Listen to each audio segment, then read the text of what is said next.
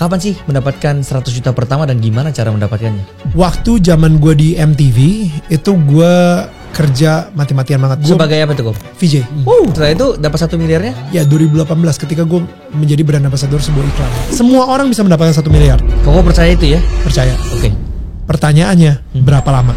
Apa satu hal yang Koko pelajari tentang bisnis yang bahkan gak diajari di sekolah? 3 tahun pertama, ya jangan ambil profitnya. Duit yang kita dapatkan selama 3 tahun pertama itu kita reinvest. Tahun keempat semua revenue yang gue dapatkan atau profitnya kita sumbangkan.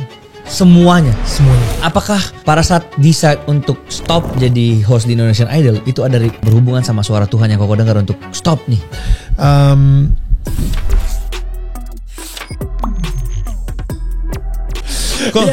Yes. Aku ngefans banget sama Koko. Aku ngeliat dari Indonesian Idol 10 season ya. Ya. Luar biasa, aku sering ngeliat di TV juga. Sekarang orangnya hadir di depan mataku sekarang. Gue seneng banget bisa di sini. Gue actually ini kedua kalinya nih gue ke studio ini nih ya. Pertama sama si Brian. Gitu. Gue nggak ngira kalau misalnya ternyata studionya sama gitu. Bisa disulap ya? Ternyata. Bisa disulap ternyata, luar biasa. Wow. Iya. Jadi seneng banget juga gue di sini, Sam. Gue kayaknya udah denger tentang Sam dari Brian juga, Brian Siawarta, dan gue sendiri juga sempat ngelihat beberapa kontennya Sam juga gitu. So it's really good. Ya, gue suka banget konten lo yang sama Mr. Bird. Oke. Kayaknya hanya kita berdua yang ngerti deh. Oke, it's okay. Tapi skip dulu ya gitu ya. Saking Koko menginspirasi banget, beneran mendapatkan piala award inspiring. Award apa? Inspiring Celebrity of the Year. Gila, gue ngomongnya masih merinding. Denger itu masih merinding gitu. Jadi kemarin ini baru banget, fresh banget. Jadi GTV beberapa hari yang lalu itu ngasih award Inspiring Celebrity of the Year 2025 gitu. Jadi apa ya? Gue ngerasa kayak nggak layak gitu untuk ngedapetin si piala tersebut. Tapi dari GTV sendiri bilang kalau misalnya nggak Nil, karena kita bisa ngelihat impact yang udah lu lakukan melalui semua lah ya, dari film A Man Called Ahok, abis itu dari Dem I Love Indonesia, dari channel YouTube dari Tetangga Kamu, itu semua ada sebuah konsistensi di mana impactnya itu positif gitu. Jadi untuk itu kita memberikan lo si piala ini. Gue yang kayak wah gila sih, ini it's such a prestigious award. Dibawain sama Indra Herlambang sama Astrid Tiar, dan habis itu gue nggak ngira ketika mereka ngomongnya ini adalah award tertinggi, prestisius.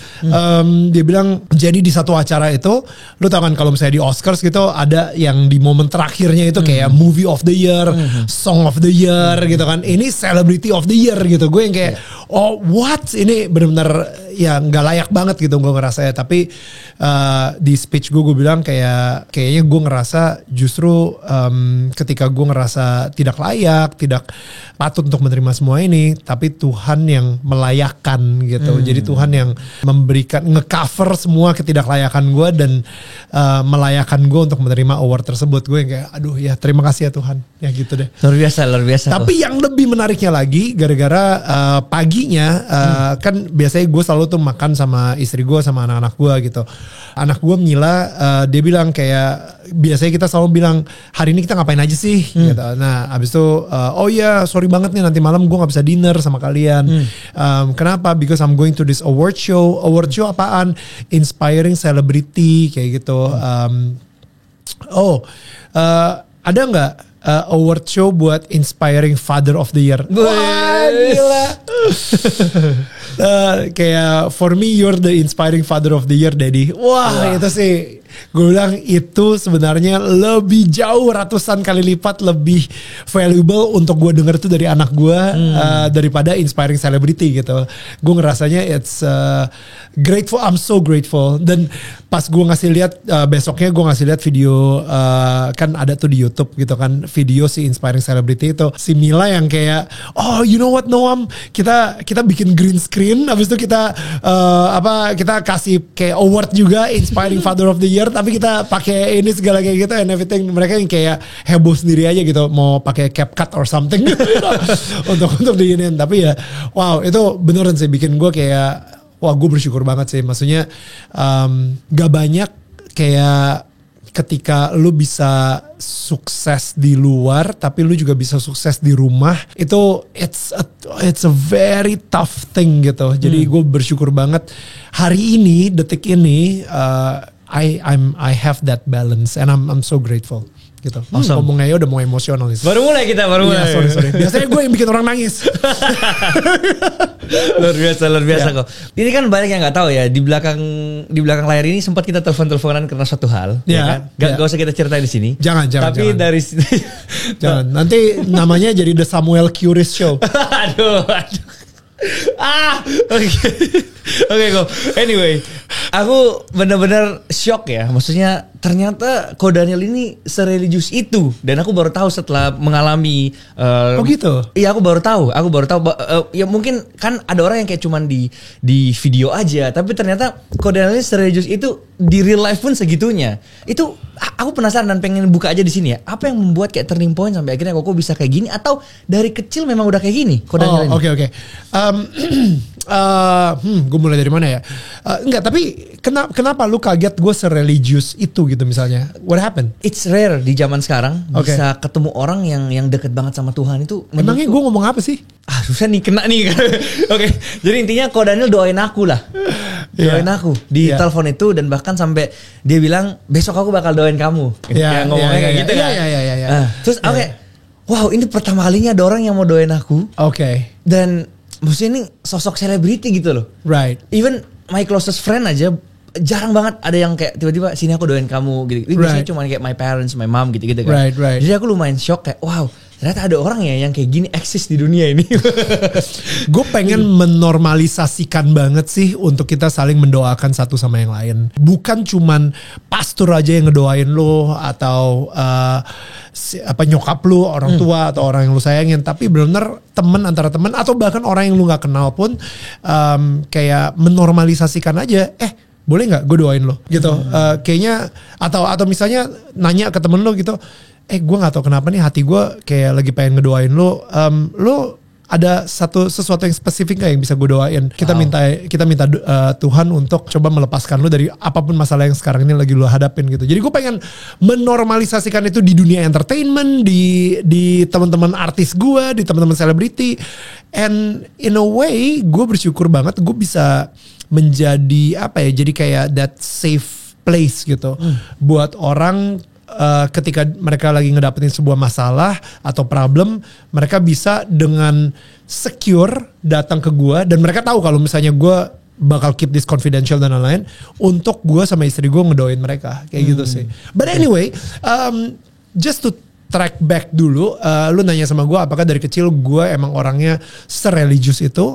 Mungkin bisa gue bilang gue ini sangat agamawi, tapi karena motivasi yang salah. Jadi apa artinya agamawi? Gue orangnya mau mampus-mampusan akan bela agama gue.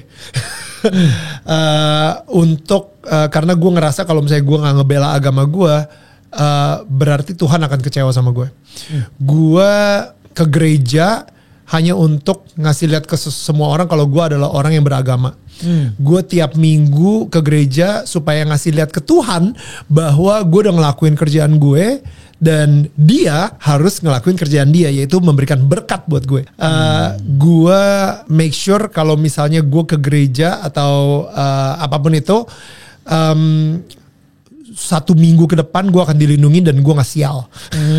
Dan gue dapet hoki.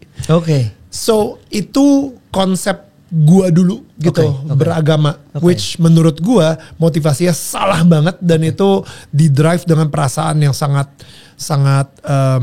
fear based gitu. Dan kadang-kadang ketika ada orang yang gue tahu, men, lu bukan kemarin malam baru post di social media lu baru clubbing, kok lu pagi ini ada di gereja sih? Gue sangat menghakimi banget. Atau ada temen gue yang gue suka ketemuin di dunia entertainment, dan gue tahu kalau misalnya dia ini LGBT, dan dia datang ke gereja, ngapain gitu. Gue adalah orang tersebut gitu yang sangat menghakimi banget. Padahal kalau sekarang ini gue ngelihat, ya gila ya.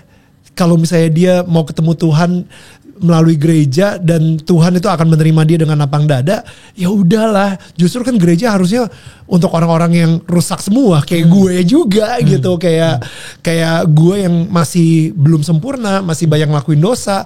Justru ya Tuhan justru pengen gue untuk datang ke tempat ibadah gitu, untuk bertemu dengan dia gitu. Kenapa gue malah menghakimi, lu nggak layak ada di sini, lu pokoknya harus bersih dulu, baru lu boleh datang ke gereja gitu. Kayak konsep itu ada di otak gue lah dulu. Oke. Sampai akhirnya the lowest point in my life di tahun 2012 ketika gue kehilangan suara gue gara-gara ada tumor jinak atau nodule yang tumbuh di pita suara gitu. Saat itu gue hosting Indonesian Idol, mungkin season gue lupa season berapa, tapi seasonnya Regina Ivanova aja yang gue inget.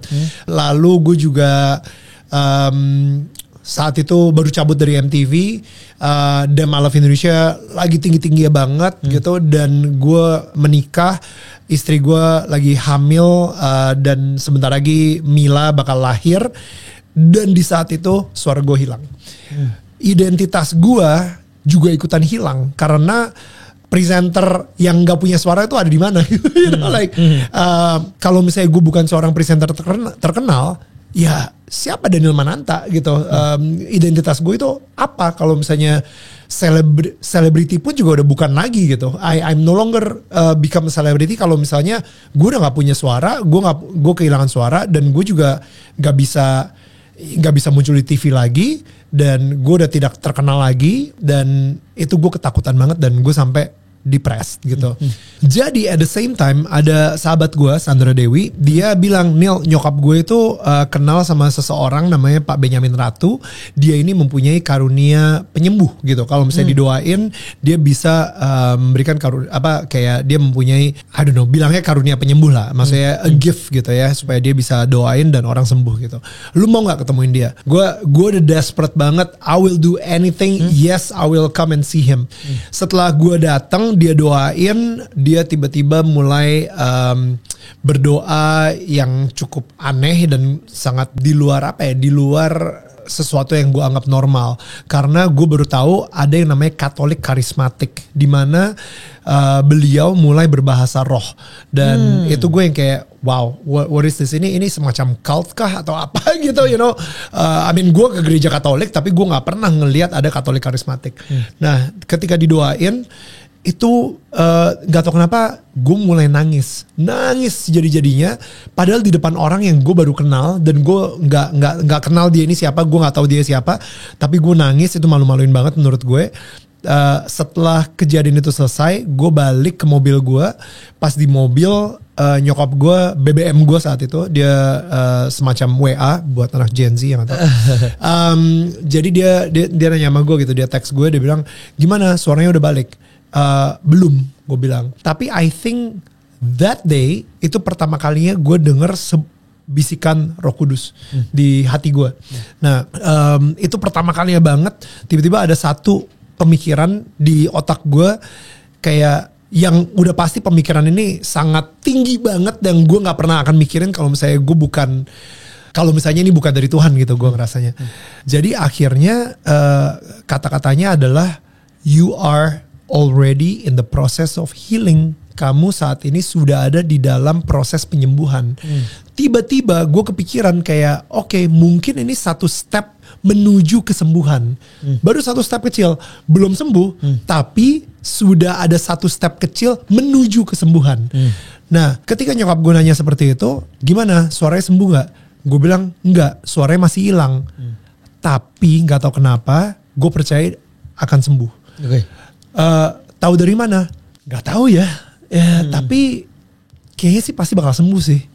Oke. Dan ketika gue ngomong hal seperti itu, gak tahu kenapa ada sebuah kedamaian di hati gue yang percaya aja kalau misalnya gue bakal sembuh. Sesuatu yang gak gue lihat, sesuatu yang situasi gue masih belum berubah, sesuatu yang mungkin masih 50-50, tapi ada, ya itulah namanya iman.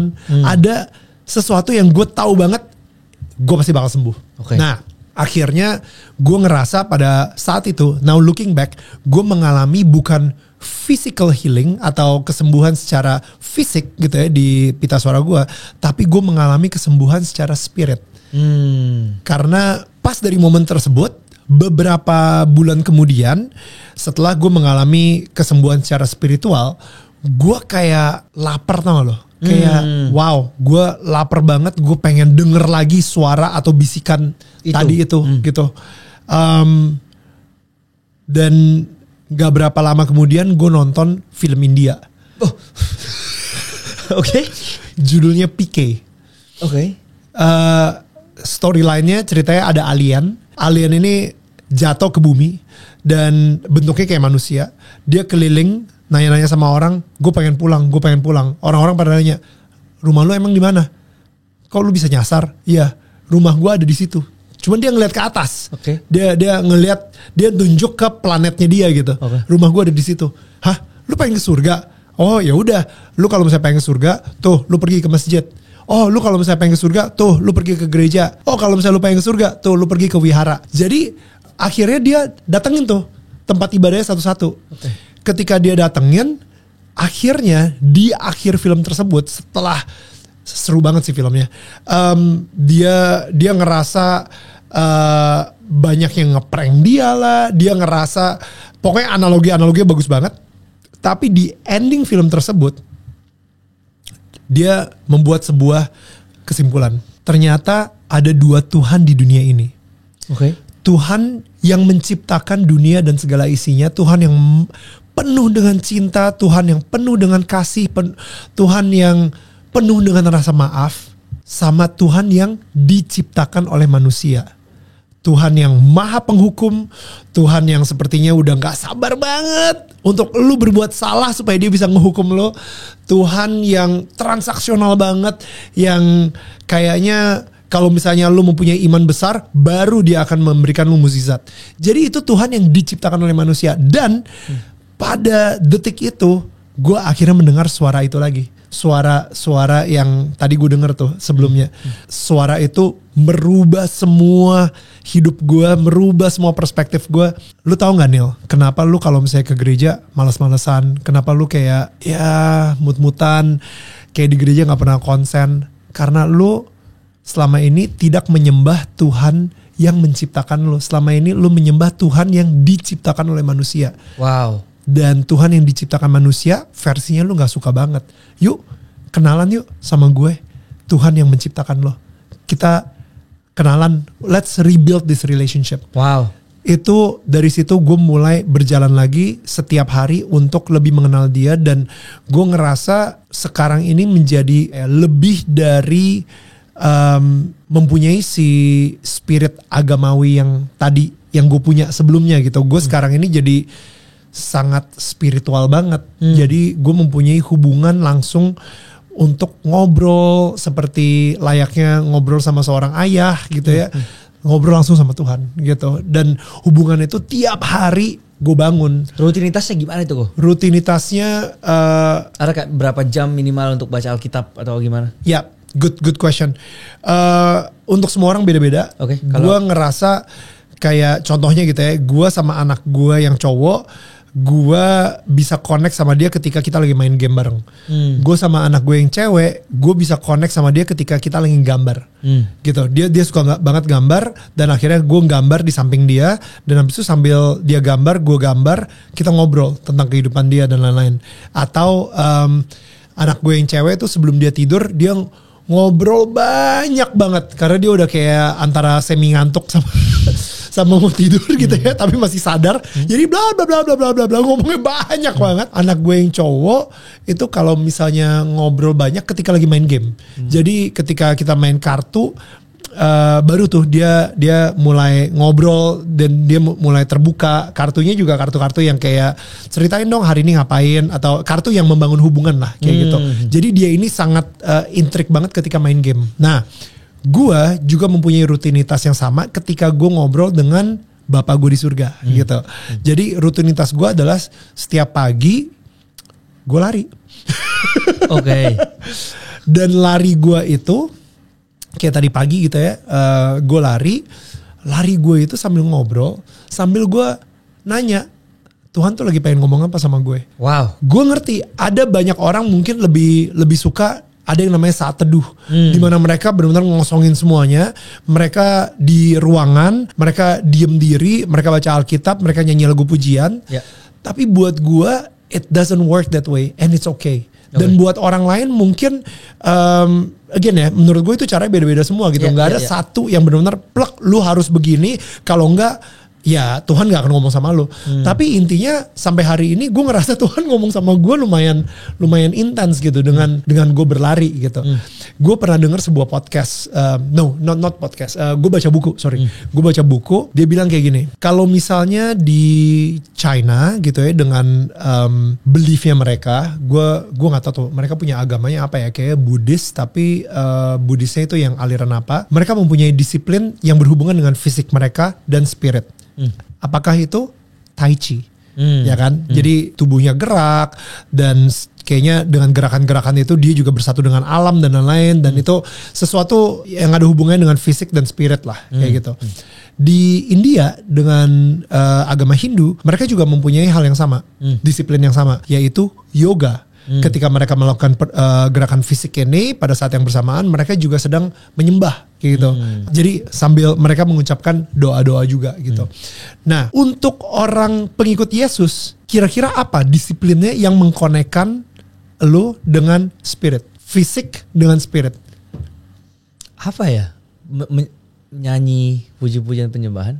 Yang ya, tapi maksud gue itu di semua agama kayaknya ada deh nyanyi-nyanyi gitu kan. Iya, apa ya? Tapi maksud gue yang juga ada hubungannya sama yang bikin lu keringetan, kayak yoga keringetan, tai chi keringetan gitu kan, yang ada hubungan dengan fisik lu sehat tapi spirit lu juga sehat. Jika saya nggak tahu sih. Exactly.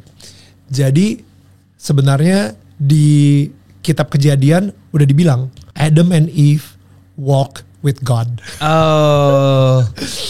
Dan begitu juga kita sering banget ngomong walking with Jesus. Jadi menurut gue sebenarnya ada sesuatu yang spiritual yang terjadi ketika lo berjalan kaki dan mungkin sambil nikmatin nature, mungkin lo sambil jalan sendirian di kesunyian atau mungkin di keramaian gitu. Tapi ketika lo jalan tanpa kedistract sama podcast atau tanpa kedistract sama musik, tanpa kedistract sama apapun itu, lo benar-benar jalan sambil observasi, ngeliat keliling-keliling, mungkin jalan setengah jam setiap hari gitu misalnya. Dan di situ lo benar-benar selama setengah jam itu lo coba ngobrol sama Tuhan. Then you're walking with God.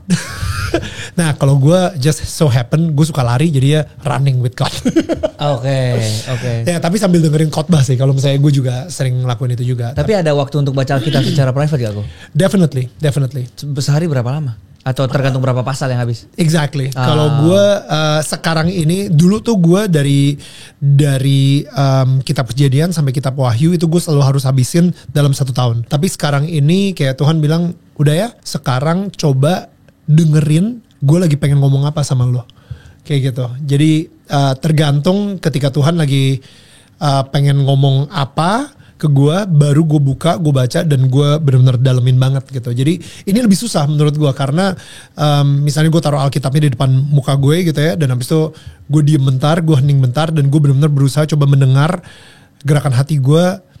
Tuhan tuh lagi pengen gue baca kitab mana gitu, untuk apa kayak gitu. So yeah, that's harder. Berarti udah pernah habisin 1 Alkitab dong gue? 7 kali. 7 kali. Wow. Pasti kan banyak banget orang yang berusaha untuk baca Alkitab sampai habis, tapi selalu susah banget. Kadang udah dari Kejadian dia baca nih sampai misalnya Keluaran, terus tiba-tiba ada bosan lagi dia, udah kayak stop di situ, nanti pas 2 minggu lagi ulang lagi lah dari Kejadian lagi. Jadi yang ulang-ulang terus akhirnya gak selesai kan.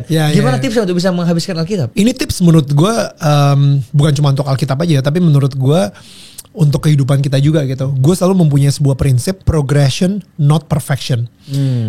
Jadi the fact that lu bisa baca sampai kitab Keluaran aja, itu menurut gue udah bagus banget. Daripada tahun lalu ketika lu nggak baca Alkitab sama sekali. You know what I mean? Like jangan apa, ya udah berarti lu udah punya progress. Again balik lagi sih ke satu step menuju sesuatu yang lu pengenin gitu. Jadi kalau misalnya kita baru mau memulai sesuatu, nunggu sampai semuanya sempurna dulu, ya nggak akan mulai-mulai, atau lu akhirnya keluar ketika udahlah gue nggak bisa nih, gue nggak bisa sesempurna yang gue mau, akhirnya lu cabut. Lebih mendingan lu ngelakuin ini 60% tapi lu ngelakuin sesuatu daripada lu nunggu sampai 100% dan lu nggak ngelakuin apa-apa. Kayak gitu sih. Jadi menurut gue progression over perfection. Oke. Dan apakah pada saat decide untuk stop jadi host di Indonesian Idol itu ada berhubungan sama suara Tuhan yang kau dengar untuk stop nih? Banget. Jadi waktu itu tahun 2019 akhir, dan ketika gue lagi nonton mereka latihan di eliminasi gitu ya, nama stage-nya itu kan ada audisi, eliminasi, spektakuler. Nah pas lagi di eliminasi, gue lagi nonton mereka aja, dan habis itu gue di situ lagi berdoa sama Tuhan gitu. Gue bilang, Tuhan terima kasih ya, kayaknya udah sampai season 10 nih gue jadi host Indonesian Idol. Thank you so much. Ini benar-benar sebuah berkat banget, sebuah grace banget. Just thank you gitu. Si suara yang tadi kali ini ngomongnya bukan untuk mengencourage gue, tapi ngomongnya kali ini untuk kayak memberi komen gitu. Udah ya, sampai season 10 saja. Wah, kalau aku jadi Koko di posisi itu, aku bilang ini tolak iblis. Dan itu exactly yang gue lakuin. Karena wow, ini udah anggapannya uang pasti gitu loh setiap season kan. Betul. Itu not easy decision untuk to make, right? No, it's not. Dan itu yang gue lakuin. Gue benar-benar ngerasa ini kayak setan deh.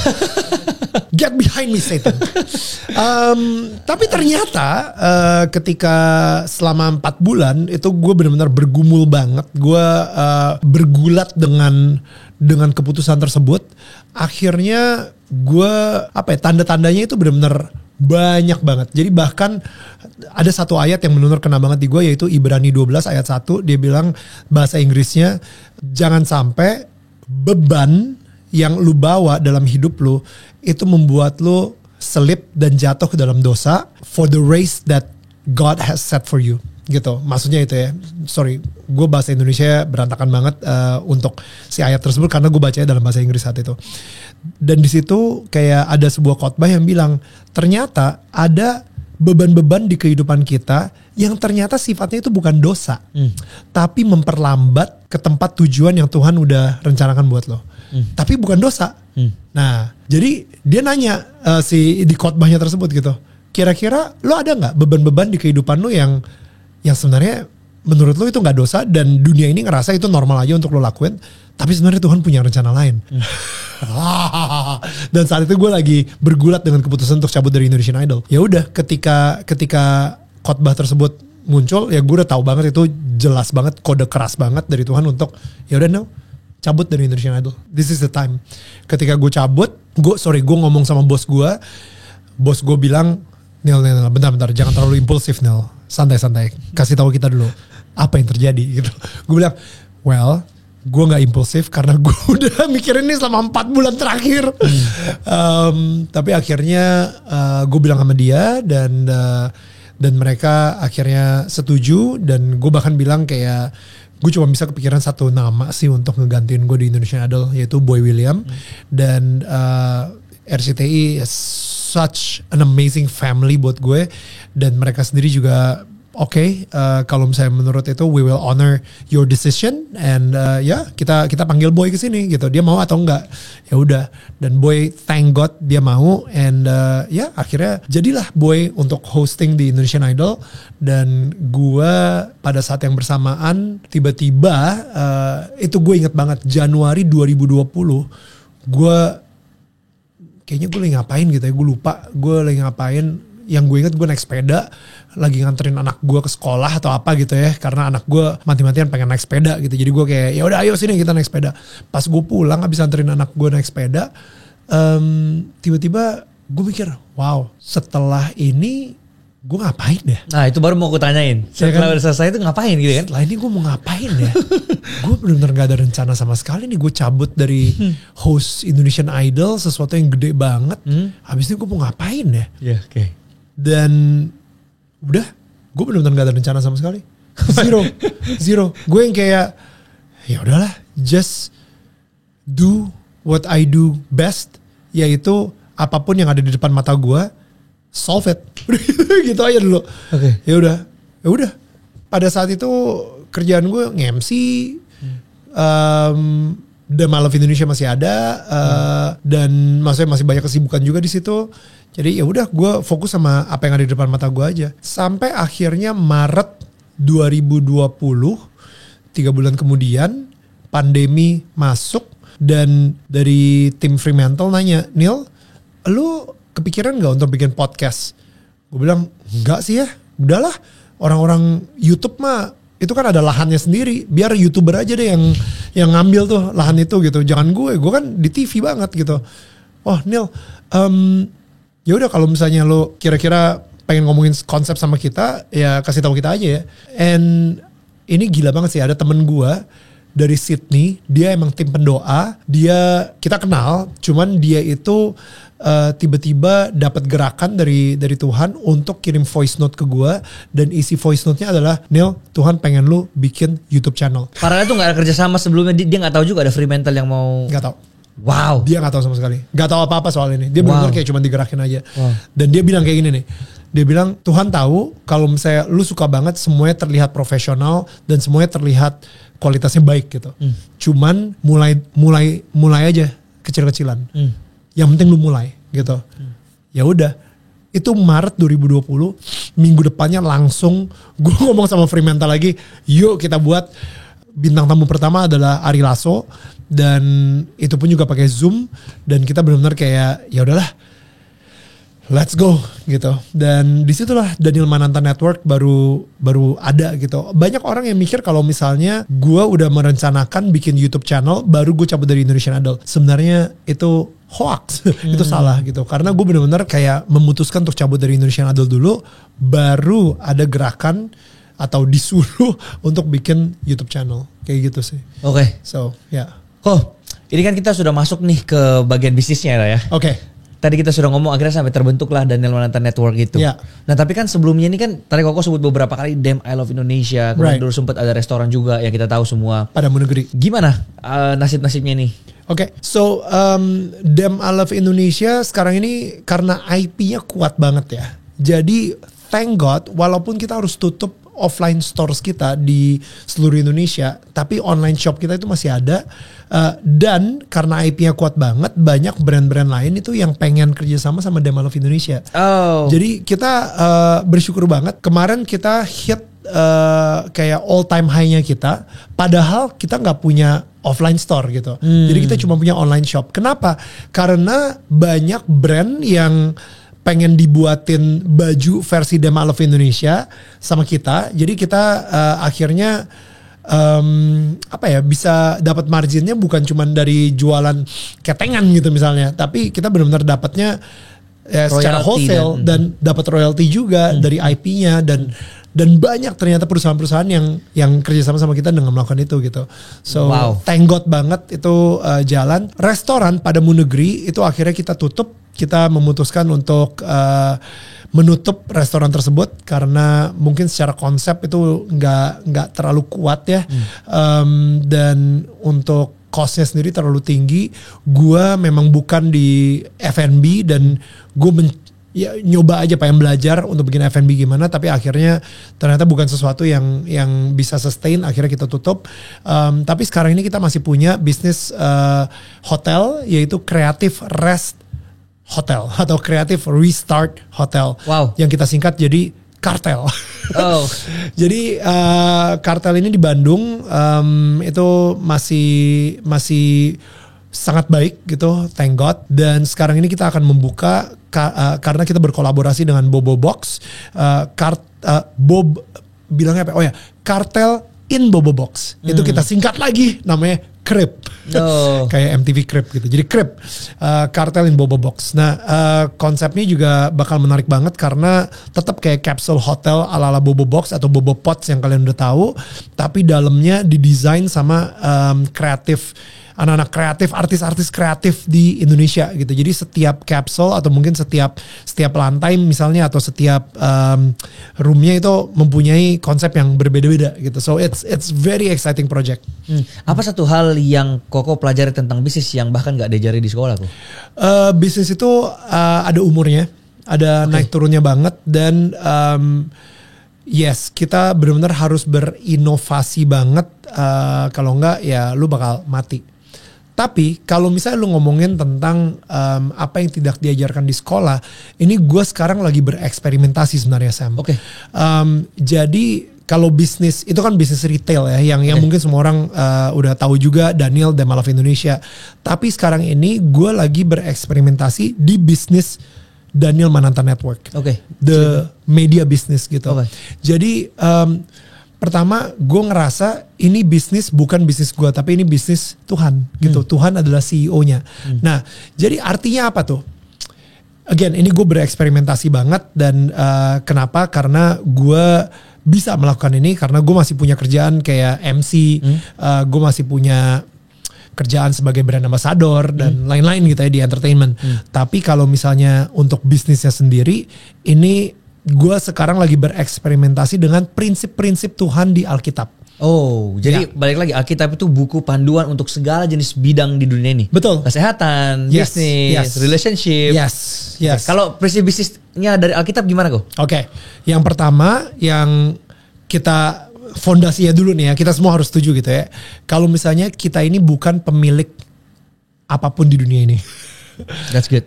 Tapi kita adalah manajer dari semua yang dipercayakan oleh Tuhan ke kita.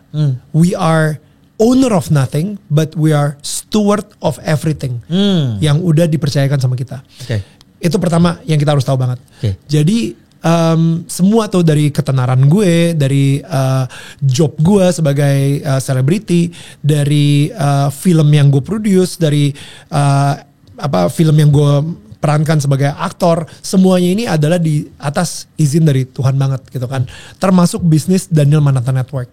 Nah, si Daniel Mananta Network ini, nah ini gue lagi coba kalau misalnya secara praktikalnya gitu ya, kalau misalnya memang ini bisnis dari Tuhan dan Tuhan adalah ownernya, what does it mean secara application-nya? Yang pertama, gue harus punya CEO meeting tiap hari Senin. Artinya apa? CEO meetingnya selama sejam itu gue masuk ke ruangan studio gue dan gue doa di situ. Wow. Oke. Gue doa, mungkin gue nyanyi puji-pujian gitu ya. Tapi selama 1 jam specifically gue akan doa sama Tuhan untuk nanya, Tuhan, what is the direction of this business? Setiap hari Senin. Jadi setiap Senin itu gue akan doa dan gue tanya sama Tuhan, wisdom apa yang harus gue dapatkan, apa buku yang harus gue baca, apa yang Tuhan pengen dari bisnis Daniel Mananta Network ini. Okay. Yang kedua, ketika kita ada pembagian dividen, harusnya Tuhan itu mendapatkan 51% dari dividen tersebut. Karena dia adalah majority shareholder. Oke. Make sense dong? Karena kan dia ownernya. Iya, oke. Jadi semua ketika nanti kita ada bagian dividen, berarti Daniel Mananta akan mendapatkan 49%. Wow, oke. Aku baru tahu loh ini. Ini again ya, eksperimentasi ya. Ini gue lagi nyoba-nyobain gitu. Tapi make sense dong. Kalau misalnya lu selalu bilang, oh iya bisnis gue ini bukan bisnis gue, ini bisnis Tuhan. Ya ini cara lu ngebuktiin gitu. 51%-nya untuk apa? Ya lu tanya lagi sama CEO-nya gitu. Tuhan, kira-kira uang 51% ini dividennya Tuhan mau sumbangkan buat siapa? Untuk kemana? Untuk ke siapa? Nanti ya Tuhan akan menggerakkan di hatinya gitu. Ya kan? Balik lagi itu ketika lu lagi rups sama Tuhan. Iya. Karena 10% aja dipermasalahkan dan diperdebatkan oleh semua orang. 10% mah bare minimum ya. Apalagi 51%, right? Gila. Silakan perdebatkan gitu. Nah, tapi again itu di Daniel Mananta Network. Ini konsep ini pun juga gue baru denger dari teman kita yang sama tuh exactly melakukan bisnisnya like dengan struktur atau prinsip yang Tuhan berikan di Alkitab. Which is amazing. Nah itu jadi hal pertama. This is not my business, this is his business, dan he is the majority stakeholder. Kedua, gue baca di Imamat. Nah ini nih keseruannya ketika lu ketika lu baca Alkitab dari awal sampai habis, ada hal-hal yang mungkin gak pernah diajarkan di gereja sekalipun. Apa tuh? Buku Imamat ini menurut gue adalah buku yang boring. Boring banget, isinya peraturan semua guys. Yang kayaknya aduh gila ini kapan selesainya gitu kan. Tapi ada satu momen ketika gue lagi baca, tiba-tiba wup, ada lompat aja gitu. Ini di tahun 2021. 2021 ketika di Imamat 19 ayat 25. Jadi konteksnya adalah Tuhan lagi ngasih aturan-aturan kehidupan untuk bangsa Israel. Musa itu lagi membawa bangsa Israel keluar dari tanah Mesir untuk ke tanah perjanjian. Nah, Tuhan bilang, nanti ketika lu ada di tanah perjanjian, nah ikutin nih aturan-aturan ini ya, kayak gitu. Oke. Nah, salah satu aturannya adalah ketika lu masuk ke tanah perjanjian dan lu mulai bercocok tanam dan lu mulai menanam pohon yang ada buahnya, jangan makan buahnya selama 3 tahun pertama. Oke. Nah, di tahun keempat baru lu petik buahnya, tapi abis itu lu dedikasikan semuanya ke Tuhan sebagai sebuah selebrasi. Sebuah, thank God kita mendapatkan 4 tahun gitu. Kita bisa mencapai 4 tahun bisnis kita gitu ya atau apa. Dan itu kita dedikasikan, kita bilang thank you Tuhan. Itulah mungkin buah sulung ya kalau ininya ya. Kata-kata gerejanya gitu. Nah, di tahun kelima baru boleh engkau petik buahnya. Oke. Jadi gue saat itu tanya sama Tuhan dong, ini kenapa ayat ini muncul banget di gue dan bagaimana cara gue mengaplikasikannya ke bisnis gue. Nah, 3 tahun pertama ya jangan ambil profitnya. 3 tahun pertama lu jangan gaji diri lu sendiri. Again, ini untuk gue ya. 3 tahun pertama lu jangan gaji. Semua profit yang lu dapatkan, semua revenue yang lu dapatkan, bayangannya adalah ketika lu gak petik buah dari pohonnya, buah itu akan jatuh ke tanah dan itu akan jadi pupuk fertilizer buat pohon-pohon yang lain. Atau buah tersebut itu akan muncul tunas baru dan jadi pohon baru, ya kan? Jadi berarti duit yang kita dapatkan selama 3 tahun pertama itu kita reinvest. Disitulah gue baru invest di kantor, gue invest di staff, gue mulai gaji karyawan dan lain-lain. Gue beli beberapa barang untuk investasi buat podcast dan lain-lain. Gue bikin studio dan semuanya lah. Itu semua dari 3 tahun pertama itu.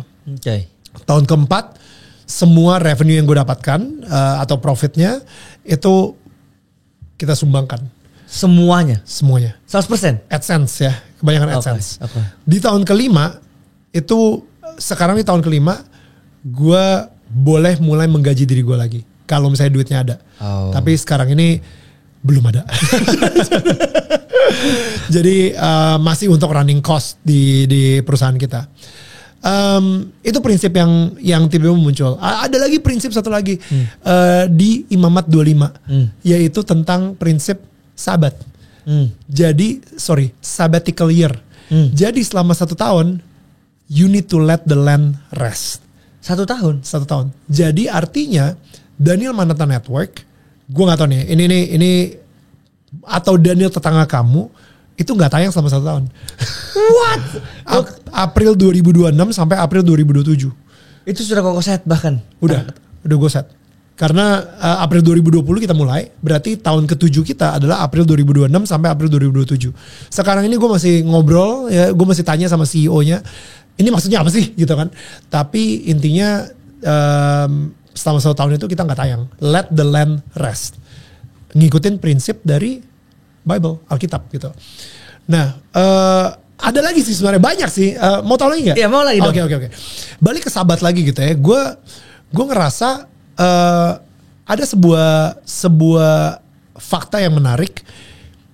Ternyata retirement atau bahasa Indonesia pensiun itu ternyata nggak ada bahasa Hebrew-nya, Hebrew tua, Hebrew kuno di Alkitab. Berarti artinya Tuhan itu tidak pernah memberikan perintah kepada siapapun juga untuk retire di umur 60 atau umur 70.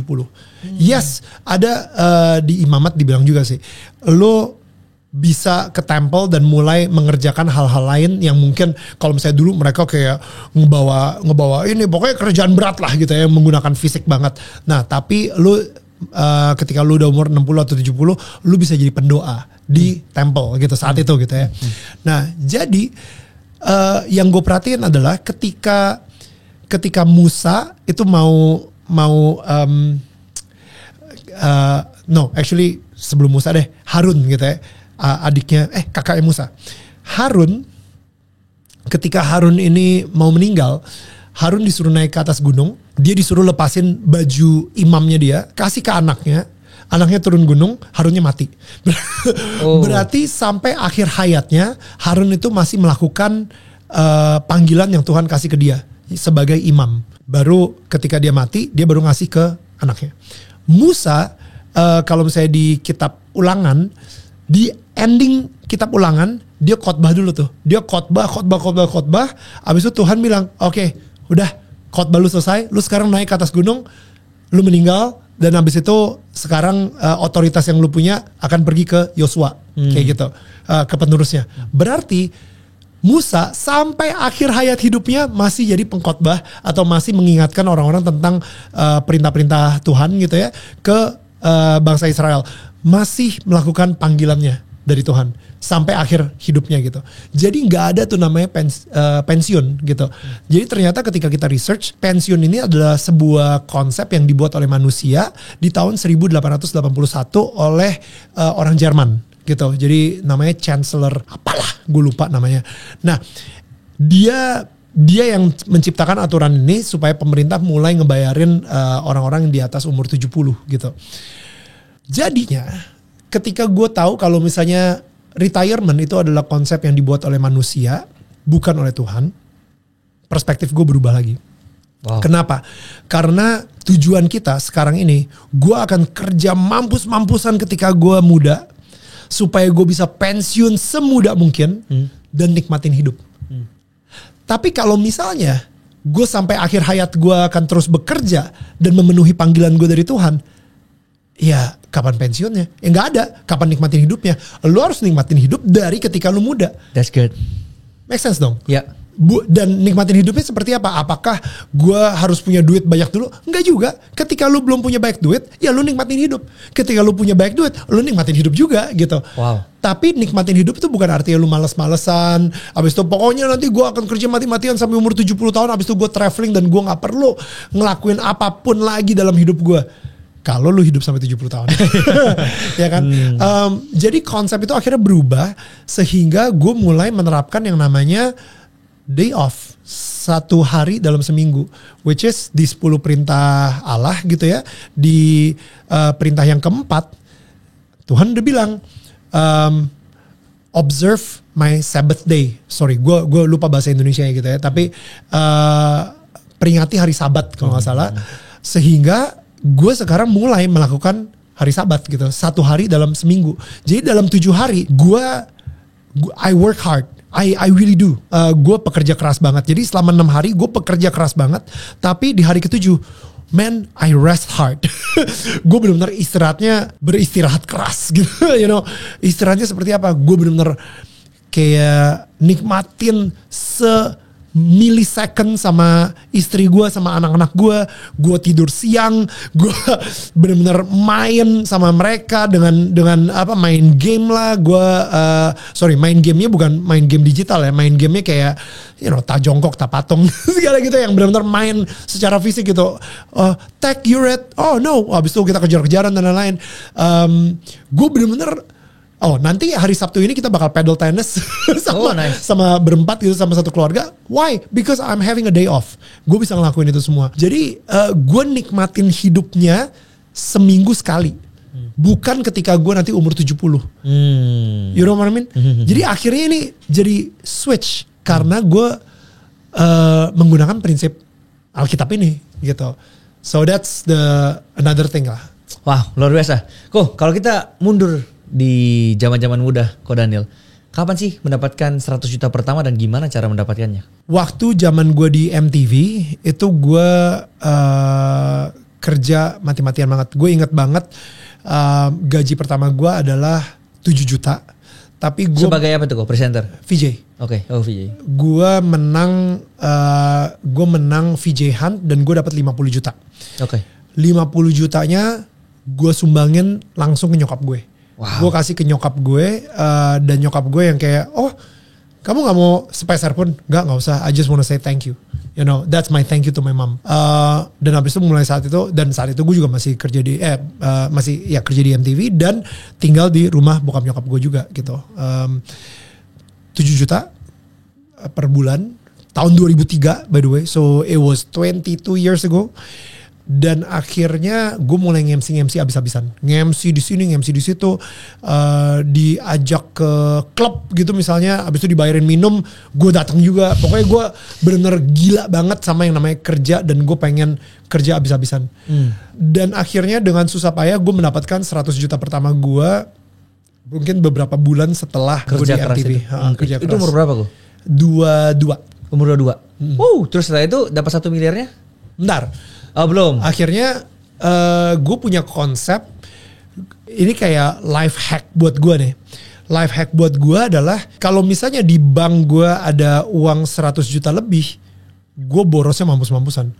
Gue beli apapun. Sehingga gue ngerti nih, wow ternyata nih kalau misalnya gue taruh 100 juta di bank, duit gue lama-lama habis ya. Akhirnya saat itu karena gue lulusan Australia, jadi gue masih punya tabungan di Australia.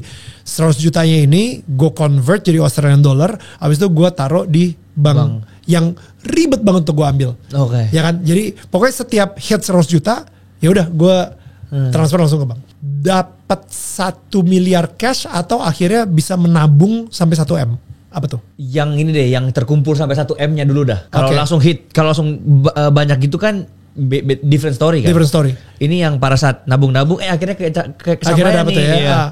Mungkin ketika gue umur 25 kali ya, 24 atau 25 gitu. Karena 2-3 tahun setelah 100 juta itu ya. Ya, karena apa? Karena no, actually mungkin setahun setelahnya deng. Sorry, gue lupa ya. Aduh, gue harus ngecek lagi. Ya. Cuma maksudnya karena gue inget banget gue harus nge-DP untuk beli apartemen. Dan akhirnya si 1M tersebut gue jadiin gue beliin apartemen dan gue cicilannya lebih ringan gitu. Tapi dapat 1M itu gara-gara tetap melakukan hard work yang tadi ya, diterus-terus secara konsisten. Hard work habis-habisan gitu. Dan abis itu ya baru dapat jebret langsung 1M mungkin 2018 kali ya. Ya 2018 ketika gue menjadi brand ambassador sebuah iklan. Kayak gitu. Nice. Oke, itu kenapa bisa terjadi cepat banget dari 100 juta ke 1M? Gara-gara udah ada ilmunya ya, basically kayak gitu kan. Kalau orang yang kayak contoh sekarang ada hashtag kabur aja dulu misalnya kan. Mereka mau kabur dari Indonesia buat kerja di luar negeri. Tapi kerja di luar negeri pun jadi tukang sapu misalnya. Gak apa-apa katanya, gajinya lebih tinggi dan lain-lain. Kalau menurutku ya pribadi, itu sesuatu yang seharusnya gak usah dilakukan. Ngapain kita jadi tukang sapu di negeri orang? Apa yang kita pelajari dari situ? Gak ada, ya kan? Jadi menurutku kenapa kau Daniel bisa dalam setahun, kenapa aku juga bisa dapat 1 miliar pertamaku? Karena ada knowledge di sini. Jadi kalaupun kita bangkrut dan zero kembali, kalau kita udah punya knowledge how to make that amount, kita akan tetap dapat uang tersebut. Sebaliknya kalau kita misalnya punya 1 miliar atau dikasih orang dari 1 miliar secara cuma-cuma, tapi kita nggak ada otaknya untuk manage uang ini, habis kita nggak bisa lipat kali gandakan juga ke 2 miliar. Ya, gue suka banget sama tadi kayak ketika lu ngomong kabur aja dulu, orang pengen jadi tukang sapu gitu ya. Gue lebih mendingan lu kerja gratis sama seseorang yang lu respect dan lu passionate. Misalnya lu suka banget fotografi gitu ya. Ya udah lu magang aja gratisan selama setahun sama fotografer kayak Darwis Triadi misalnya kayak gitu. Yang emang wow punya kapabilitasnya di situ gitu. Untuk lu belajar, dan yang Samuel bilang bener banget, karena selama misalnya setahun gitu ya lu sama fotografer terkenal ini, lu dapat ilmunya, lu banyak ininya, dan lu dapat pengalamannya juga, sehingga ketika nanti lu keluar pengen berbisnis sendiri atau pengen menjadi fotografer sendiri, orang langsung taunya wah dia sih anak didikannya Pak Darwis tuh, dia harusnya bagus sih. Dan lu nge-charge-nya udah bukan harga tukang sapu. Lu nge-charge-nya ya harga anak didikannya Darwis Triadi gitu misalnya gue. Orang bisa mendapatkan 1 miliar. Semua orang bisa mendapatkan 1 miliar. Kau percaya itu ya? Percaya. Oke. Pertanyaannya berapa lama? Oke. Apakah lu bisa ngedapetin 1 miliar dalam 30 tahun? Atau lu bisa mendapatkan 1 miliar dalam 3 tahun? Atau lu bisa dapetin 1 miliar dalam 3 jam? Right? Jadi maksud gue, dan gue yakin ada orang yang bisa dalam 3 jam dapat 1 M gitu. Nah, jadi sekarang gimana caranya untuk lo bisa mempunyai skill setajam itu sehingga lo bisa mendapatkan 1 miliar secepat itu? gitu. Walaupun kalau misalnya kayak kayaknya 3 jam sulit deh buat gue. Oke, cobain dalam 2 tahun. Misalnya gitu. 2 tahun berarti berapa? 24 bulan. 1 miliar dibagi 24 bulan kira-kira berapa tuh? 24 bagi. Ya segitulah. Ya, tapi intinya apakah ketika lu melakukan atau lu ketika mencari 1M tersebut itu akan membuat negara kita ini menjadi baik atau menjadi semakin hancur. Itu aja sih harus diingat. Menurut gue tetap kita mempunyai tanggung jawab untuk membuat negara kita ini semakin maju gitu, bukan semakin mundur. Trik-triknya, teknik-tekniknya semua ada, tapi dalam 4 tahun lu ketika mendapatkan 1M, gue ngerasa 1M itu akan membuat lu menjadi bahagia atau menjadi sedih banget. Karena banyak banget orang yang punya 1M tapi hidupnya banyak ketakutan, banyak kekhawatiran gitu, takut ditangkap misalnya, takut whatever ya. Jadi ya itu aja sih. Jadi maksud gue 1M-nya sih sehat, lu punya target sehat, tapi jangan cuma ngelihat dari 1M-nya aja, tetap ngelihat impact apa yang lu berikan ketika lu dalam proses pengejaran si 1M sendiri gitu. Wow, luar biasa. Itulah kenapa aku ciptakan si influencer ini. Jadi si influencer ini adalah pelatihan content creator yang dimana ini bukan video yang orang nonton, tapi ini bootcamp live. Aku sendiri yang ngajar. Oh gitu. Programnya sekali buka untuk 2 bulan, berarti 8 kali ketemu dengan aku dan ada mentoring one on one dengan mentornya langsung. Di sini kita cuma batasin untuk offline di 30 orang dan online juga 30 orang untuk yang sistem sekarang. Terbatas banget ya bro ya? Terbatas banget. Kenapa? Karena kalau gini, actually yang daftar per batch di kita setiap 2 bulan itu 1.000 orang kok. Wow. Karena aku sekali promosi di Reels, ya tau lah sosial media dampaknya gimana, orang daftar semua. Tapi kenapa kita limitasi banget? Karena yang aku kejar impactnya tadi, bukan uangnya. Ya. Kalau aku mau kejar uang ya bodo amat, bukan aku yang ngajar gak apa-apa, yang penting aku terima uang dan lain-lain kan. Tapi karena kita kejar impactnya kok. Total ini baru 1,5 tahun kita dirikan dan total murid sekitar 300 aja, nggak banyak karena kan 50 kan. 300 orang kok. Nah, dari 300 orang ini sudah berhasil mengumpulkan sampai 20 juta followers dalam setahun. Dan 10 miliar views dalam setahun. Itu udah lebih banyak daripada populasi manusia di bumi. Jadi banyak kehidupan orang yang kita ubahkan hidupnya, yang tadinya pengangguran, akhirnya sekarang punya jadi full time content creator dan dapat endorsement, dapat AdSense YouTube. Kemudian orang-orang yang kerja korporat gajinya gitu-gitu aja keluar dari kerja korporatnya untuk jadi content creator. Ada yang mahasiswa lulus yang awalnya udah mau coba apply ke company-company, sekarang memberikan impact, buka lapangan pekerjaan. Akhirnya sekarang open editor dan lain-lain. Hanya dari kecil aja kita membuka sebuah kursus content creator ini, dampaknya bisa ke banyak orang. Jadi itu yang sebenarnya aku mau bilang, bahwa kalau aku mau kejar duitnya, udah terima aja 1.000 orang gitu. Betul. Kan. Tapi sekarang malah impactnya ya kemana-mana dan akhirnya bisa aku melihat murid-muridku yang bahkan kalau kita ngomong ya, YouTube channelku sekarang subscribernya cuma 3 juta kok. Itu aku bangun 7 tahun. Wow. Muridku sekarang setahun udah 6,5 juta subscribers di YouTube. So good. Lebih daripada aku malah. Yeah. Justru kan guru yang baik adalah ketika muridnya lebih sukses dari dia. Absolutely. Nah, jadi ya balik lagi ya, kalau misalnya kalian pengen untuk tahu gimana caranya making money dan lain-lain di zaman sekarang, apa sih yang maksudnya nggak butuh modal gitu kan? Semuanya butuh modal untuk dibangun. Nah, tapi ketika modal itu kalian invest ke ilmu yang tadi aku bilang, which is bisa belajar content creator. Ini nggak mesti di sini ya, kalian bisa belajar dimanapun. Ya, ini sekarang era digital. Tapi lebih baik di sini. Ya, oke, well. Tapi kalau misalnya bukan di aku pun, it's okay. Yang penting aku mau kasih tahu secara genuine bahwa kalau kalian nggak bisa memanfaatkan sosial media di era sekarang, mau sebagus apapun produk kalian akan kalah bersaing sama orang lain. You're right. Jadi please pelajari tentang apa itu personal branding, gimana caranya buat konten viral, gimana cara eksis di media sosial, karena itu akan sangat-sangat membantu kalian sampai 5-10 tahun ke depan. So good. Itu aja sih.